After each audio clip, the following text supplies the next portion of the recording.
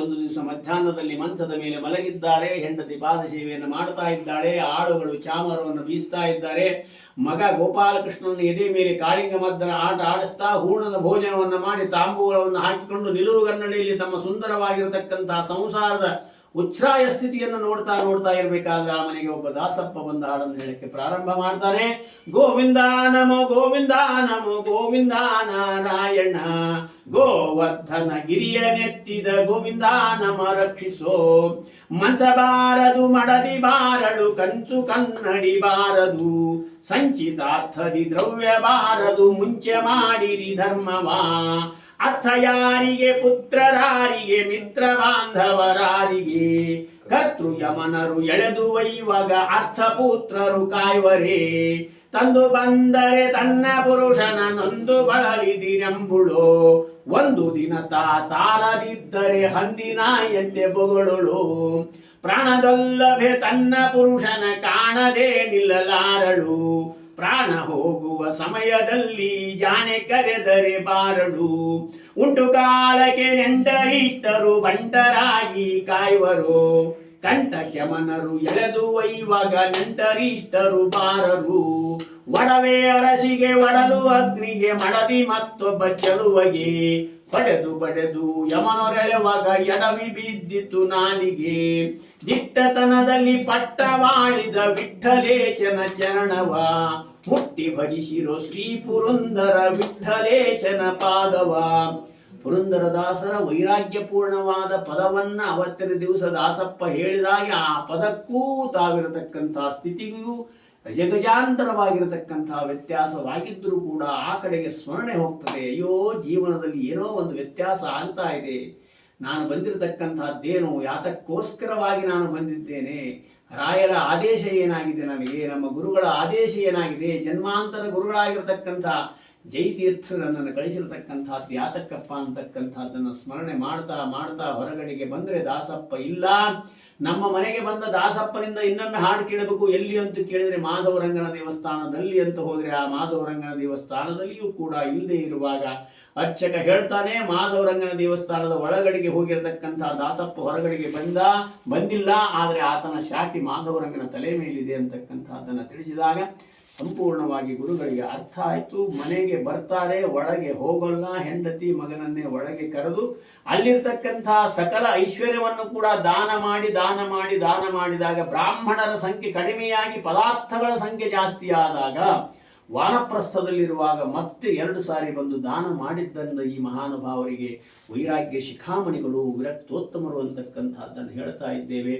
ಅದಾದ ನಂತರವಾಗಿ ಏನು ಮಾಡಿದರು, ಮಲಾಪಹಾರಿ ನದಿ ಮತ್ತು ಮನುವಳ್ಳಿಯ ಮಧ್ಯದಲ್ಲಿ ಕುಟೀರವನ್ನು ಕಟ್ಟಿಕೊಂಡು 12 ವರ್ಷ ತಮ್ಮ 3ನೇ ಆಶ್ರಮವಾಗಿರತಕ್ಕಂತಹ ವಾನಪ್ರಸ್ಥವನ್ನು ಪ್ರಾರಂಭ ಮಾಡ್ತಾರೆ. ನಿತ್ಯವೂ ಕೂಡ ಮನುವಳ್ಳಿಯಲ್ಲಿ ಬ್ರಾಹ್ಮಣರ ಮನೆಯಲ್ಲಿ, ಅಡವ್ಯಾಚಾರ್ಯರ ಗಿಂಡಿಯಲ್ಲಿ ವೈಶ್ವದೇವಾದಿಗಳನ್ನು ಮಾಡಿರತಕ್ಕಂತಹ ಮನೆಯಿಂದಲೇ ಆ ಒಂದು ಪದಾರ್ಥಗಳನ್ನೆಲ್ಲವನ್ನು ಕೂಡ ಸಂಗ್ರಹ ಮಾಡಿಕೊಂಡು ಬಂದಿರತಕ್ಕಂತಹ ಶಿಷ್ಯರು ಗುರುಗಳ ಮುಂದೆ ಇಟ್ಟರೆ, ಗುರುಗಳು ಆ ಮಲಾಪಹಾರಿ ನದಿಯಲ್ಲಿ ಮುಳುಗಿಸಿ ಅದನ್ನು ಎತ್ತಿದಾಗ ಉಗಿ ಹಾಯ್ತಂದ್ರೆ ಅದಕ್ಕೆ ಒಂದು ತುಳಸಿ ದಳ ಹಾಕಿ ಮತ್ತೊಮ್ಮೆ ಗೋಪಾಲಕೃಷ್ಣನಿಗೆ ಸಮರ್ಪಣೆಯನ್ನು ಮಾಡಿ ಶಿಷ್ಯರನ್ನು ಸಲುಹಿಸಿರ್ತಕ್ಕಂತಹ ಮಹಾಜ್ಞಾನಿಗಳು 12 ವರ್ಷ ಈ ವ್ರತಾದಿಗಳನ್ನು ಮಾಡಿ ತದನಂತರದಲ್ಲಿ ಅಲ್ಲಿ ಪಂಚಾಗ್ನಿ ವ್ರತಾದಿಗಳನ್ನು ಮಾಡುವುದರ ಜೊತೆಗೆ ಆ ಒಂದು ಶಿಧಾರಿ ವ್ರತವನ್ನು ಕೂಡ ಮಾಡ್ತಾರೆ. ಅದು ಆದ ಮೇಲೆ ಸನ್ಯಾಸವನ್ನು ಸ್ವೀಕಾರ ಮಾಡಿ 10 ವರ್ಷ ಸನ್ಯಾಸ ಇರ್ತಾರೆ. ಸನ್ಯಾಸದಲ್ಲಿರುವಾಗ ಮಾಲಿನೂರು ಗ್ರಾಮಕ್ಕೆ ಬರ್ತಾರೆ.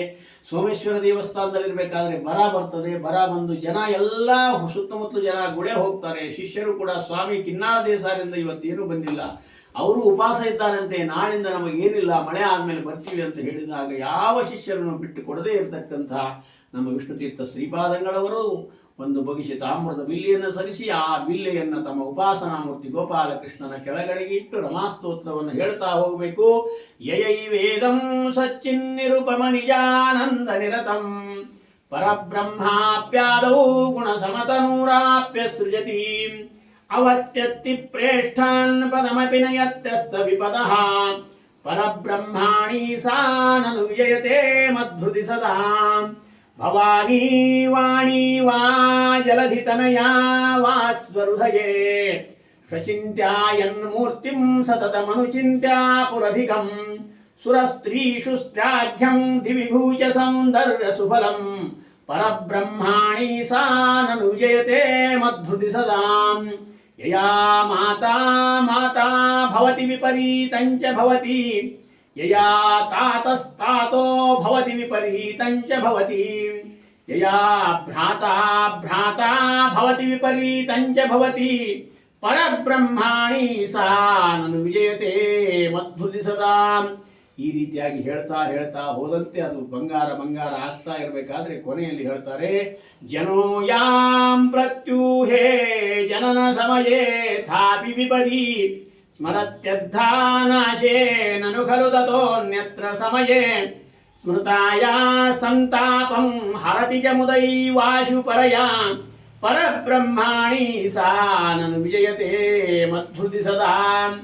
ಬಹುಕ್ತ್ಯಾ ಕಿಂ ಸಾಧ್ಯ ಘಟಿತ ಘಟನಾಯಾಂ ಪಟುತರ ಮಹಾಮಾಯಾ ಮೋಹಿನ್ಯಖಿಲ ಜನತಾಯಾ ಸ್ತ್ರೀ ಜಗತಿ ನಿಮೇಷೋನ್ಮೇಷಾದ್ಯಂ ಭವತಿ ಚ ಯಯಾ ಬ್ರಹ್ಮ ಕಲಯಾ ಪರಬ್ರಹ್ಮಾಣಿ ಸಾ ನನು ವಿಜಯತೆ ಮದ್ಧೃತಿ ಸದಾ.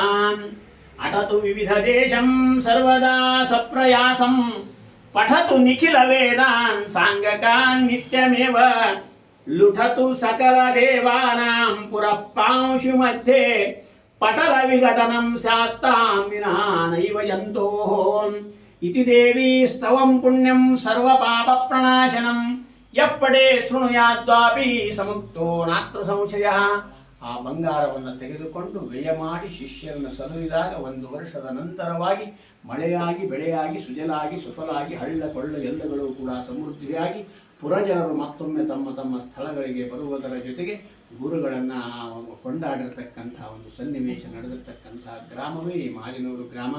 ತದನಂತರದಲ್ಲಿ ಬದರಿಗೆ ಹೋಗಬೇಕು, ಜೀವನದ ಕೊನೆಯ ಕ್ಷಣವನ್ನು ಬದರಿಯಲ್ಲಿ ಕಳೆಯಬೇಕು. ನೇತೃಸಂ ಸ್ಥಳಮಲಂ ಶಮಲಗ್ರಂ, ಬದರಿಗೆ ಸಮಾನವಾಗಿರತಕ್ಕಂಥ ಕ್ಷೇತ್ರ ಇಲ್ಲ.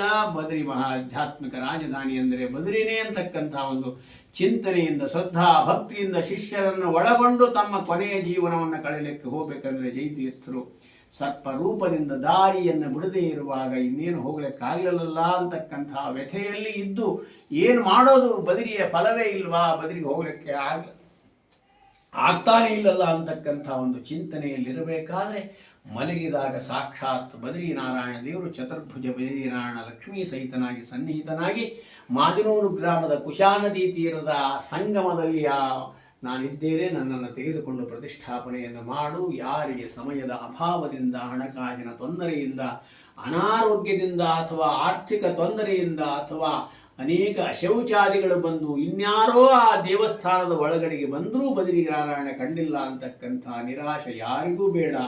ಈ ನೀನು ಪ್ರತಿಷ್ಠಾಪನೆ ಮಾಡಿರತಕ್ಕಂಥ ಈ ಒಂದು ಬದರಿನಾರಾಯಣನನ್ನು ಯಾರು 3 ಸಾರಿ ಬಂದು ದರ್ಶನ ಮಾಡಿಕೊಳ್ತಾರೋ ಅವರಿಗೆ ಬದರಿ ಫಲವೇ ಇದೆ ಅಂತಕ್ಕಂಥ ಒಂದು ಮಾತಿನ ಮೇರೆಗೆ ಬದರಿನಾರಾಯಣ ಇಲ್ಲಿ ಬಂದು ನೆಲೆಸ್ತಾ ಇದ್ದಾನೆ.